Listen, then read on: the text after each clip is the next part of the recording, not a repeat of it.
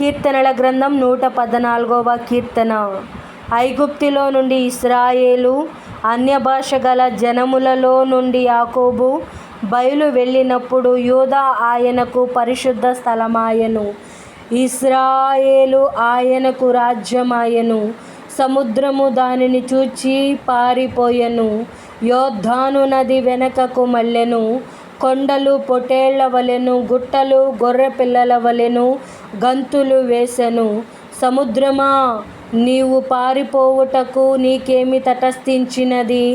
యోర్దాను, నీవు వెనకకు మల్లుటకు నీకేమి తటస్థించినది? కొండలారా, మీరు పొటేళ్ల వలెను, గుట్టలారా, మీరు గొర్రెపిల్లల వలెను గంతులు వేయుటకు మీకేమి సంభవించినది? భూమి ప్రభువు సన్నిధిని, యాకోబు దేవుని సన్నిధిని వణుకుము.